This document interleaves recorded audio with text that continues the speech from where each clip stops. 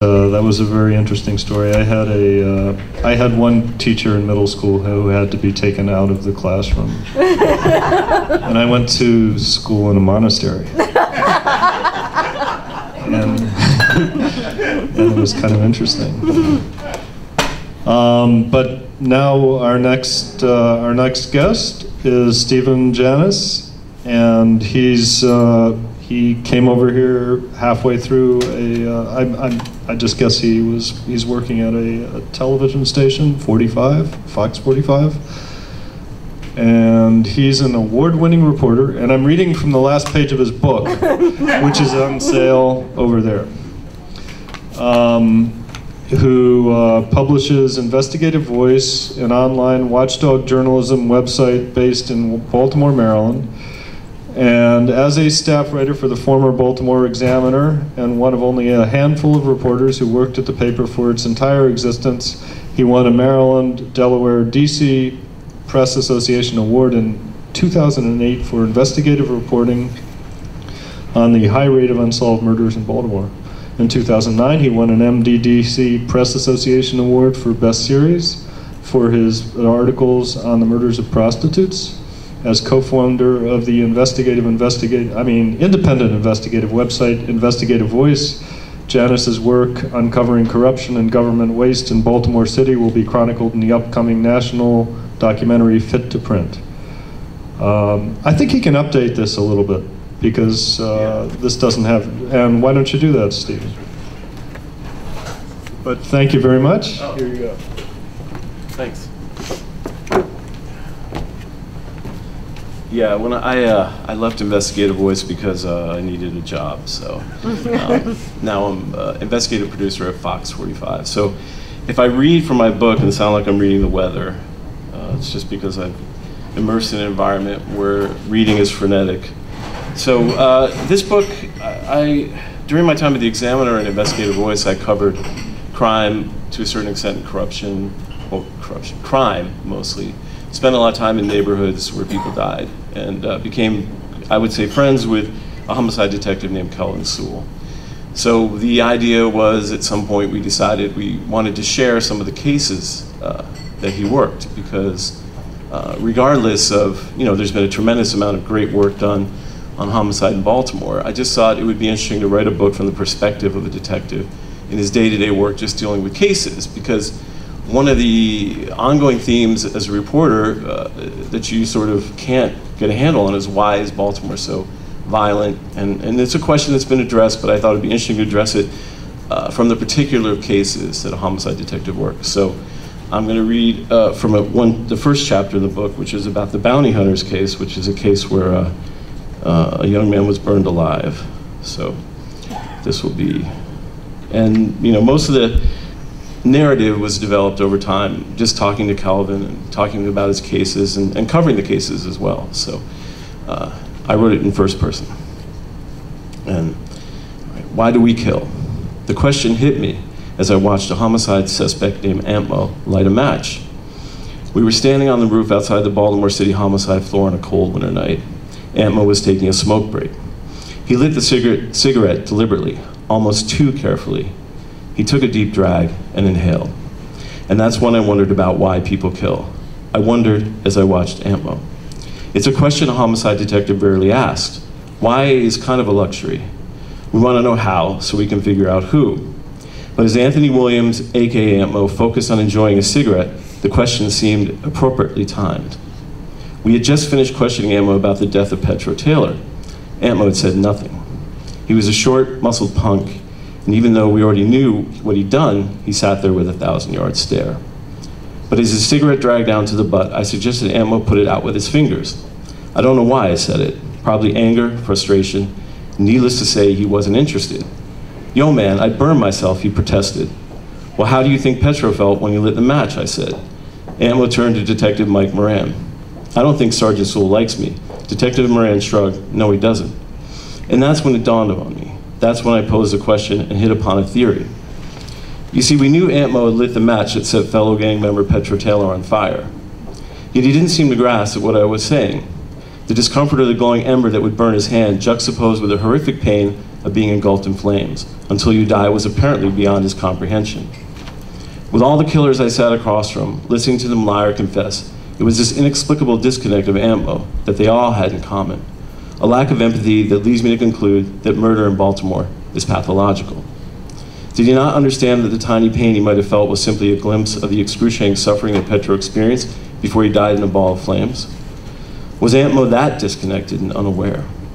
Or had the hopelessness that pervades his town infected his social fabric to a degree that killers like Aunt Mo are just a product of the landscape, born to walk one day through the doors of my office? Let me elaborate. If you visit Baltimore, drive to the northwest section of the city, I recommend Reisterstown Road. It's an old commercial thoroughfare offering uneven sidewalks lined with chicken shacks and liquor stores, nail shops, gas stations, and no shortage of empty storefronts.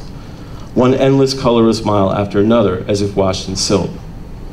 It's like the ghetto without the dramatic urban decay that you find in the heart of a once thriving city. Reisterstown Road is just a static strip of hopelessness. A few blocks past Northern Parkway, look to your left. There you'll see a red carpet inn, a pretty grim structure, a low-slung building that looks more like a prison than a motel. If you're really curious, venture up a cage stairwell on the left side of the motel. Third floor, take another left, and walk about 50 feet. You should be standing in front of room 312. That's the room where it happened. The case that taught me that murder in Baltimore is pathology, not an illness or a disease, but a sort of unspoken war against life, why it grows and how it evolves. In that room, one night in December 2008, there was a murder. Not a simple murder, not one man kills another or jealous lover slays a rival. This murder was carried out in a series of concerted actions by no less than 8 teenagers, and for all intents and purposes, a few children. It involved a beating, a stabbing, and burning a man alive. A gruesome series of violent acts that speak to real violence beneath the somber guise of this disjointed strip mall rolled into decay that is Northwest Baltimore. It was a night a young man named Petro Taylor would suffer a brutal and painful and ignominious death, and it all started with a party. Members of the Baltimore gang known as the Bounty Hunters had gathered at the red carpet inn to drink and to have sex. Technically, the Bounty Hunters are part of the Bloods, the de facto collection arm of one of the nation's most notorious street gangs. But gangs in Baltimore tend to be the equivalent of brand name knockoffs, and Baltimore's version of the Bounty Hunters was no exception. The Baltimore Bounty Hunters were not tied to the Bloods officially, just a nomenclature adopted by a collection of thugs who had big aspirations but little guile. This doesn't mean they weren't dangerous. In fact, their lack of centralized command and haphazard operational strategy makes them as an unwieldy and unpredictable threat. One of the organizers of the party, a 27-year-old original gangster who had been around, told me during my investigation he and several other older gang members had organized a get-together to sleep with the gang's younger females, some as young as 16. They had purchased several bottles of Ciroc, the vodka from grapes promoted by Sean Pitty Combs, originally known as Puff Daddy, sorry about that, in honor of President Barack Obama. They rented room 312 and had planned to conduct their version of a Northwest Baltimore orgy. The so-called women gang members were really children, girls the age of my daughters, young teens who willingly congregated in a seedy motel room to be plied with vodka in exchange for sex. Sometime during the party, Petro Taylor showed up, a short, skinny 20-year-old with a healthy rap sheet and a name that foreshadowed what was about to befall him that night. Petro was a high school dropout and a petty drug dealer, but he also had a serious problem. Petro had given $200 cash to put in the commissary account of the gang's original gangster. The OG was locked up in Baltimore County for attempted murder. Anyone who knows prison understands how important commissary money is. It buys the niceties, gum or comb, things we take for granted in the free world, and it also buys narcotics. However, for reasons we will never know, Petro never delivered the cash. So when Petro arrived at the motel, a gang member named Terrell Gray confronted him about it. But Petro gave him lip, and a fight ensued. To this day, I don't know if they planned to kill Petro from the onset, but they certainly had intent to do him serious harm. After Gray and Petro finished fighting, Gray left the party. He said later he was done with the gang and left the party on purpose. But Petro kept mouthing off, and the fight resumed. During this go-around, almost all the gang members joined in. Within seconds, Petro was surrounded by nearly a dozen men, boys, and yes, girls. He was beaten nearly unconscious as other gang members looked on, sipping vodka, commemorating the country's first African-American president from paper cups. And when the beating was over, Petro lay semi-conscious on a bed, bleeding from multiple wounds to his face. He was still alive, in fact. I can't be sure, but it seems based on what we learned later from the medical examiner, had they simply left him there or dropped him off at a hospital, he would have been up and about the next day. But as Petro lay on the bed, several of the gang members hatched a plan that turned into a prolonged and painful death sentence for Petro. I can't really speculate how this plan was hatched or who thought it up. My assumption is that it was Antmo. He was a true stone cold killer, a hardened street thug who had killed before. But even if it was Antmo who prescribed the events I'm about to recount, I still, to say, struggle with it. It's one thing to say we all have the capacity to kill. That's innate. If someone attacks you, threatens the life of your child, for example, you have the ability to respond, believe me. But to contemplate someone's death, to stand around in a motel room and figure out how you're going to finish off a man who is still alive and breathing, that's a different story. That's the work of a killer. Killers are a different breed. They're not the imaginative and diabolical criminals that populate crime shows. What sets them apart is simply the fact that, for whatever reason, they have no empathy. Some would call this being a sociopath, but that's embellishing. The Baltimore killer is straightforward, no nonsense, down to business. If not sloppy and stupid and so utterly detached and comfortable with murder, if you spend enough time with him, it indeed begins to seem routine. How such people get there is an important question. Why is it common in Baltimore? How can such a small city produce the bounty hunters, child killer Melvin Jones, and even 14-year-old murderer Devon Richardson in a span of only several years? That's where the pathology comes into play, or maybe we should call it a communal virus, a social pathogen. But back to room 312. While Petro lay on the bed, half conscious, probably moaning in pain, someone came up with the idea to put him in the trunk of a car and drive him to Lincoln Park. But here's where the story takes a surreal twist. Before they actually move him, someone had the semi-bright idea of wrapping Petro in a motel blanket. Even odder, a young college girl named Tanisha Lawson took a sheet and a shower curtain, a pillowcase, a motel phone, and a remote control. Next, as they carried Petro down the stairs before placing him in the trunk of the car, the suspects made sure they did so in full view of the security cameras. In fact, one of the first witnesses was able to identify almost all the culprits from that footage. And this is where the tale turns even more bizarre. The driver, Tanisha Lawson, the petite child with a cursive smile, backs her car up next to the stairwell and gets out and opens the trunk. Murder one. I remember interviewing Tanisha, sitting in the box, watching her as she calmly relayed the story of what happened next. I even remember trying to help her, trying to give her a bit of an out for murder one with intent. So you popped the trunk of the car from the inside, right? I questioned, offering a little wiggle room. Maybe she didn't know they were putting Petro in the trunk. No, she said without flinching. The latch was broken, so I had to get out of the car. It gets worse. With Petro in the trunk, Antmo in the front seat, and Sierra Pilot and Granisha Rogers in the back, and Tanisha driving, the gang members didn't have a concrete plan. For a while, they simply drove around, unsure of what to do. Petro was still alive. They could hear him moaning from the trunk. So Antmo came up with the idea, take him to Lincoln Park and burn him. Lincoln Park is Baltimore's ad hoc cemetery. It's a body dumping ground of first resort. Once Antmo came up with the idea, not a single one of the girls objected. No one said a word of protest. They admitted as much in their confessions. Burn him, I remember Tanisha saying when I asked what they planned to do with him after he was placed in the trunk of her car. You didn't know when you were driving around what you were going to do with Petro, I asked her. Yes, I did, she responded. We were going to burn him. Tanisha then drove to a gas station on Ricetown Road. There she bought a 2-liter bottle of Pepsi, but it wasn't because she was thirsty. I drank some and then I filled it with gasoline, she confessed. With the 2 liters of gasoline and the empty soda bottle, the group proceeded to Lincoln Park, and that's when things became inexplicable. Petro was hardly dead, and all the passengers of the car could hear it. He was moaning in pain, breathing heavily. It was like a scene out of Goodfellas when the gangsters they thought they had killed started kicking in the trunk, but instead of Joe Pesci and Robert De Niro, you have a bunch of tiny teenage girls. When they finally arrived at the utility road next to the stream deep inside Lincoln Park, Antmo and a 16-year-old Granisha Rogers got out of the car, opened the trunk, and together they stabbed Petro 22 times. Then the group moved Petro from the car to a small patch of forest adjacent to the stream. There the girls laid out a pillow and a blanket for him. They placed him on the ground, and Tanisha poured the gasoline from the soda bottle, dousing Petro with accelerant. Finally, Antmo took out a book of matches. The girls told me he lit the match, held it high in the air, then dropped it on Petro's body, which burst into flame. During Petro's autopsy, the medical examiner found leaves in his lungs. Petro was alive when Antmo lit the match. These 3 girls and a second-rate thug had actually burned a man alive. The next day, a park employee spotted the smoldering body. When we arrived, he was half cremated. The ashes of the body were spread across the leaves like a soot blanket. The stench from the summary execution by burning was lingering and putrid. Immediately we had the lead, they left us. My detective, Mike Brown, found the phone, the television remote, and the blankets. All the items were traceable back to the Red Carpet Inn. At the motel, we confiscated the security camera tapes. We were able to trace back the items left at the park to room 312. But when we called the crime lab and informed management that we would be conducting forensics in the room, we made another grisly discovery.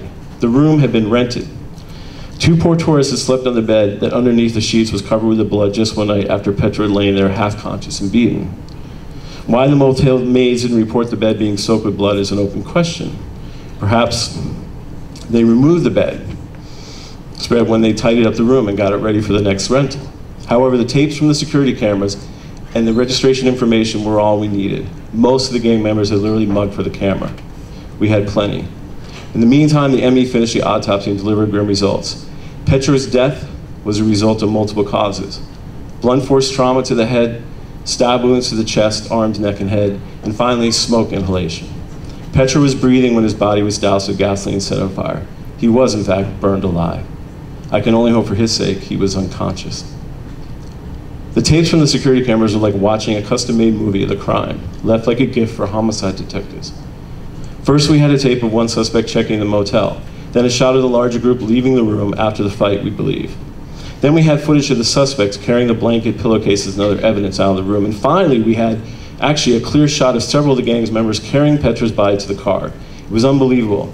These kids were that stupid. Of course, what they lacked in criminal intelligence, they made up for in pure ruthlessness. Our next big break came when Detective Moran located one of the men captured on the video. For his protection, I will not reveal his identity, but needless to say, he gave us the name of almost every suspect caught on film. Still, we needed someone to piece this together.